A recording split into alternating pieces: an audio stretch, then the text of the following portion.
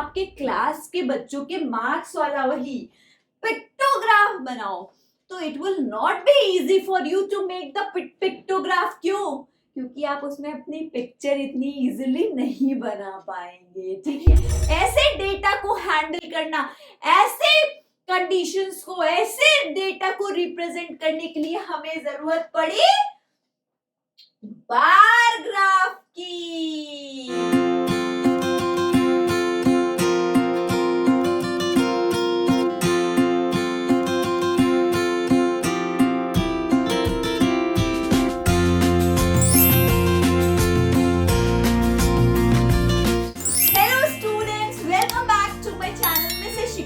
अगर मेरे वीडियो को फर्स्ट टाइम देख रहे हैं, प्लीज मेरे वीडियो को लाइक कीजिए और मेरे चैनल को सब्सक्राइब कीजिए। आज का हमारा टॉपिक है डेटा हैंडलिंग क्लास 5। तो आइए शुरू करते हैं हमारा आज का डेटा हैंडलिंग का part 2 and must watch part 1 also and part 3 is coming soon. चलिए शुरू करते हैं आज का वीडियो।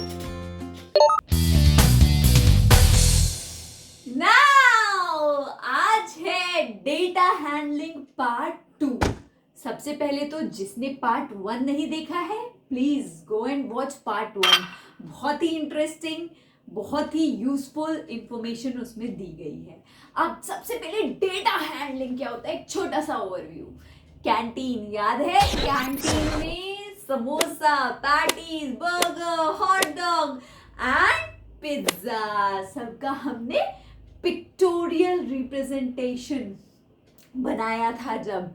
ठीक है, पार्ट 1 में, पार्ट 1 तभी तो कह रही हूँ, पहले वॉच कर लेंगे, सब आपको फिर खाने का मन भी करेगा। ठीक है, pictorial representation of canteen eatable items. ठीक है, जब हमने बनाया था तो कैंटीन का पूरा हमने ईटेबल आइटम्स का डेटा कलेक्ट किया था।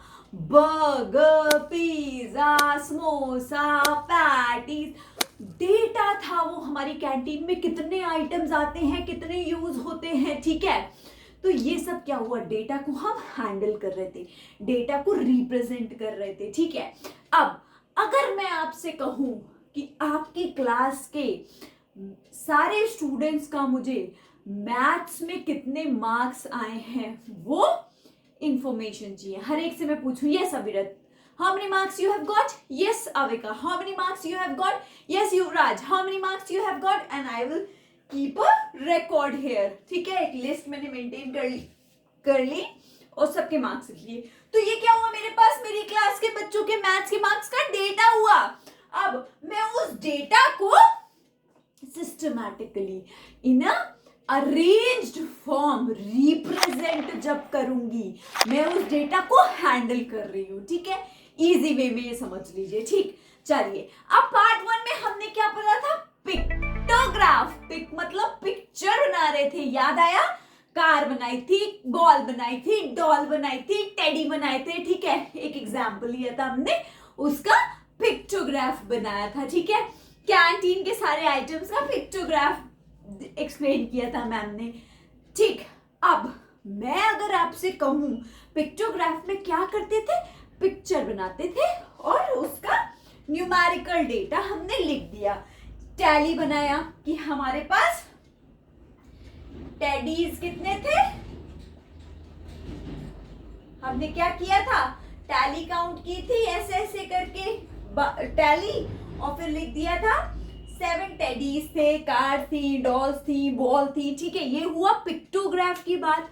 अब अगर मैं आपसे कहूं आपके क्लास के बच्चों के मार्क्स वाला वही पिक्टोग्राफ बनाओ, तो it will not be easy for you to make the pictograph. क्यों?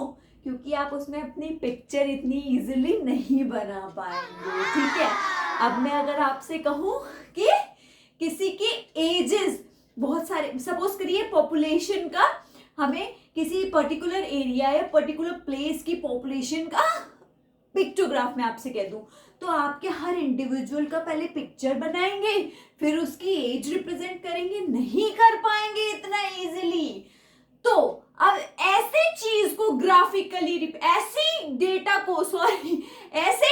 को हैंडल करना, ऐसे कंडीशंस को, ऐसे डेटा को रिप्रेजेंट करने के लिए हमें जरूरत पड़ी बार ग्राफ की।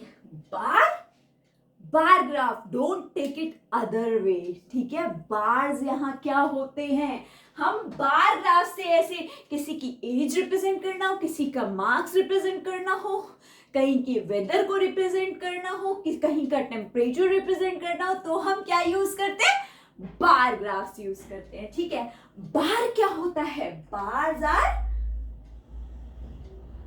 two parallel lines separated by a equal distance. These are bars. ये क्या होते हैं, horizontal भी होते हैं, vertical भी होते हैं, horizontal and vertically. This is vertical bar and this is horizontal bar. ठीक है, horizontal and vertical bars पढ़ेंगे, बार ग्राफ पढ़ेंगे, ठीक है। चलिए अब देखते हैं बार ग्राफ क्या होता है, कैसे बनता है। Now, what is bar graph? Introduction to bar graph, ठीक है। जैसा कि अभी मैंने आपको थोड़ा सा ओवरव्यू दिया था कि बार्स क्या होते हैं, हॉरिजॉन्टल एंड वर्टिकल बार्स होते हैं, ठीक है। This is known as vertical bar, ठीक है, वर्टिकल बार हो गया ये, ठीक। Two parallel line separated by a uniform width and horizontal में क्या होगा, two parallel lines separated by a uniform width, ठीक है। ये horizontal हो गया and this is vertical, ठीक है। इसी तरीके से आपको दो ग्राफ, बार ग्राफ भी पढ़ने होंगे, vertical bar graph and horizontal bar graph, ठीक है। ये तो बार्स बताए मैंने आपको, vertical and horizontal। अब बार ग्राफ की बात करते हैं। ग्राफ क्या होता है, दो axis, two perpendicular axis, perpendicular मतलब two lines separated two lines making 90 degree angle, two perpendicular axis, ये क्या है, x axis and ये क्या है, y axis। अभी हम क्या पढ़ रहे हैं, वर्टिकल बार ग्राफ, ठीक है।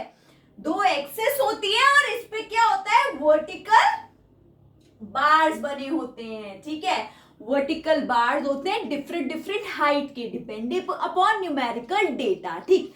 अब इन एक्सिस में एक्स एक्सिस क्या डिनोट करती है, कैटेगरी। कैटेगरी क्या हो गई, अब मैं अगर आपसे कहूं आपके क्लास के बच्चों का मुझे मैथ्स के मार्क्स का वर्टिकल बार ग्राफ बनाना है, तो बच्चे क्या हो गए, कैटेगरी। उनको मैं कहां डिनोट करूंगी, एक्स एक्सिस पे, और उनके जो मार्क्स हो गए वो क्या होंगे, न्यूमेरिकल डेटा होंगे, मतलब y एक्सिस पे भी डिनोट न्यूमेरिकल डेटा। समझ में आ गया, x axis category, y axis numerical data, ठीक। सपोज कीजिए अविरत के मार्क्स है 70, तो दिस इज अविरत मार्क्स, अविका के 60 एंड अथर्व के 55, तो दिस इज न्यूमेरिकल डेटा। ऐसे ही बाकी बच्चों का रिप्रेजेंट कर दिया, x axis denotes category, y is numerical data, ठीक है। सिमिलरली हॉरिजॉन्टल में क्या होगा, हॉरिजॉन्टल में भी टू लाइंस होंगी परपेंडिकुलरली सेपरेटेड, एक हो गई एक्स एक्सिस, एक हो गई वाई एक्सिस। इसमें हॉरिजॉन्टल बार्स होंगे, वाई एक्सिस पे क्या हो गई, कैटेगरी, एंड एक्स एक्सिस पे क्या होगा, न्यूमेरिकल डेटा। आई होप आप समझ गए, वर्टिकल बार हॉरिजॉन्टल बार सेम होते हैं, उनको सेम तरीके से करते हैं, बस एक्सिस चेंज हो जाते हैं। वर्टिकल बार में एक्स एक्सिस पे कैटेगरी, वाई पे न्यूमेरिकल डेटा, एंड हॉरिजॉन्टल में वाई पे कैटेगरी, एक्स पे न्यूमेरिकल डेटा, बस सिमिलर है। चलिए अब देखते हैं एक क्वेश्चन, आपको रीडिंग ऑफ बार ग्राफ करनी होगी, मतलब बार ग्राफ बना होगा, उस पे बेस पे कुछ क्वेश्चन होंगे, आपको वो आंसर करने हैं, सिंपल। फिर नेक्स्ट हम देखेंगे बार ग्राफ बनाते कैसे हैं, चलिए देखते हैं। Now look at this question, बहुत ही इजी है बार ग्राफ को रीड करना। क्वेश्चन दिए, बार ग्राफ दिया, आपको बार ग्राफ को एनालाइज करके क्वेश्चंस आंसर करने हैं, ठीक है। अब ये बार ग्राफ है, इसमें ये क्या है, y axis, this is x axis. देखो स्टूडेंट्स मतलब कैटेगरी की स्टूडेंट्स के क्या क्या नाम है, x एक्सिस पे गिवन है, और उनके कितने मार्क्स आए y एक्सिस पे। अब मार्क्स किस सब्जेक्ट के, ये कैसे पता चलेगा, देखो यहाँ पर ये जो लिखा होता है ग्राफ में, बार ग्राफ में, this is the topic of bar bar graph, किस टॉपिक पे बार ग्राफ बना है? Marks obtain by students in English subject, ठीक है। चलिए अब क्वेश्चंस आंसर करते हैं। How many marks did Rohan get? Where is Rohan? Rohan, देखिए रोहन के कितने मार्क्स है? आप देखिए 40। रोहन के कितने मार्क्स है? यहाँ लिख दो 40। Who got 33 marks? देखो 33 किसके आए? अनिल। अनिल के देखो 30 के बाद 1 2 3 30 के बाद मतलब हाफ पे होता तो 35 होता, लेकिन 35 और 30 के बीच में तो 33 किसके आए हैं? अनिल के। हु what does the graph show? Graph क्या शो करता है? Marks obtained by students in English. समझ गए? How many marks did Neelam get more than Preeti? Neelam के कितने हैं देखना जरा। नीलम के तो 35 है, प्रीति के कितने हैं? 30। तो नीलम के प्रीति से 5 मार्क्स ज्यादा आए बस नीलम के। Now name the student who got equal marks. किसके किसके इक्वल हैं? देखो किसी के इक्वल है, यस ये और ये इक्वल है, मतलब बिमल एंड प्रीति के 30 मार्क्स है, वो भी इक्वल है। आई होप आप समझ गए। बार ग्राफ को रीड करके क्वेश्चंस आंसर करना बहुत आसान है। अब देखते हैं बार ग्राफ कैसे बनाएंगे। Now look at the question, how we draw a bar graph. The number of students present on Monday in different classes is given under. Draw its bar graph. आपको पूरे प्राइमरी सेक्शन की class 1 2 3 4 5 में number of students present पता है, ठीक। अब आपको उसको ग्राफ के थ्रू रिप्रेजेंट करना है। कैसे करेंगे? पहले तो ये देखो मैक्सिमम नंबर क्या है? 38, मतलब हम एक स्केल चूज करेंगे, ठीक है। सबसे पहले तो आपको पता है कि आप क्या करेंगे, एक एक्स एक्सिस बनाएंगे और एक वाई एक्सिस बनाएंगे। ग्राफ को एक नेम दे देंगे, number of students present on Monday, ठीक है। सबसे पहला काम एक्सिस ड्रॉ कर लो और ग्राफ को एक नाम दे दो। अब एक्स एक्सिस पे क्या रहती है? कैटेगरी। तो कैटेगरी क्या है? क्लास हो गई 1 2 3 4 5। मार्क कर दो 1 2 3 4 5, ठीक। वाई पे क्या रहता है? Numerical data. अब न्यूमेरिकल डेटा का एक स्केल चूज करेंगे। आप ऐसा तो नहीं 0 से शुरू कर दे और 1 2 3 4 5 6 7 8 9 10 38 तक कितना लंबा बनाएंगे? नहीं बना पाएंगे। आप एक स्केल चूज कर लेंगे, ठीक है। 1 यूनिट इज इक्वल टू 5, ठीक है। 1 यूनिट इज 5 स्टूडेंट्स मान लीजिए आप, ठीक है।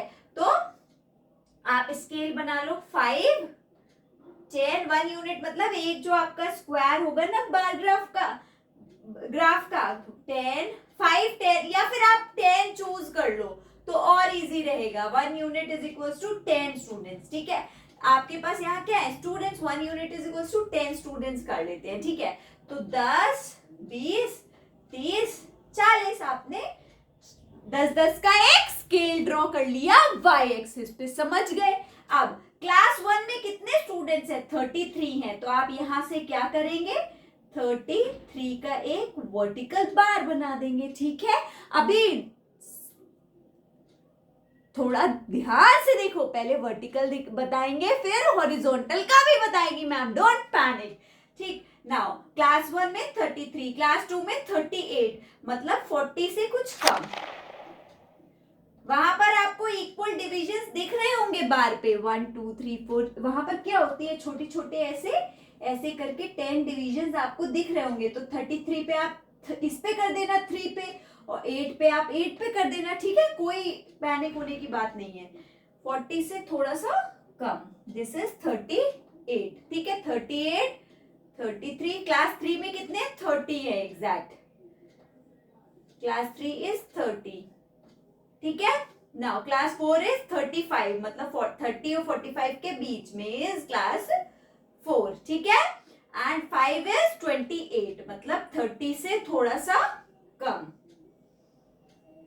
थोड़ा सा क्या? 2 यूनिट। नाउ देखिए 30 35 28, ठीक है। इन बार्स को आप कलरफुल शेड भी कर सकते हैं, ठीक है। देखो सारे बार्स की विड्थ इक्वल है, इनके बीच में ये डिस्टेंस भी इक्वल रहता है, क्योंकि बार ग्राफ पे जब आप बनाएंगे आप स्केल से इक्वली मार्क करेंगे, आपको सब दिखेगा, ठीक है।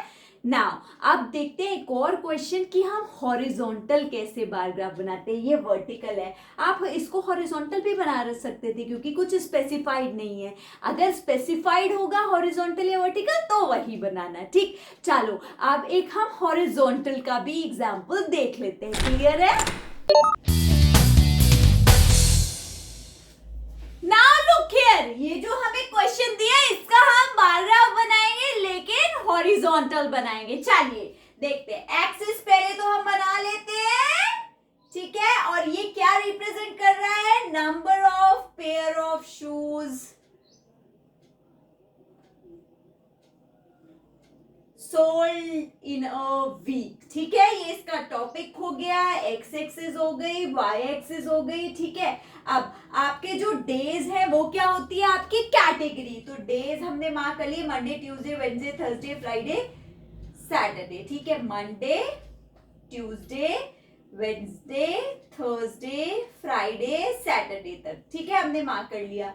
अब हमें एक्स एक्सिस पे एक स्केल चूज करना है, तो 1 यूनिट इज इक्वल्स टू क्या कर दे हम, 5 पेयर ऑफ शूज कर देते हैं, ठीक है।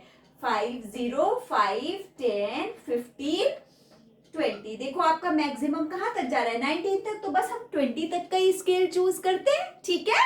नाउ अब हम प्लॉट करेंगे ग्राफ, ठीक है। आप देखिए मंडे को आपके कितने शूज के पेयर सेल हुए, 12, तो ये क्या है 10 के बाद 11 12, ठीक है। मंडे को आपके हुए हैं 12, ठीक है। ट्यूसडे को हुए 10, ट्यूसडे को 10, ठीक है। नाउ वेडनेसडे को 15, वेडनेसडे को 15, ठीक है। थर्सडे को 13 13 13 15 10, फ्राइडे को 11,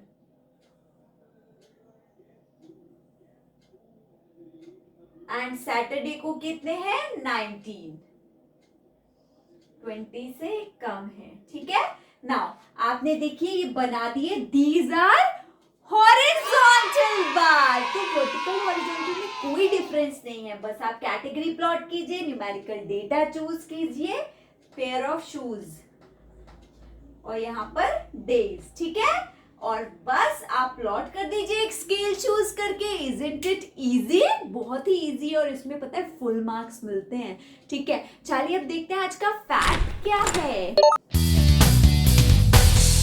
Now today's amazing fact is reindeer eyeballs turn blue in winter to help them see at lower light level.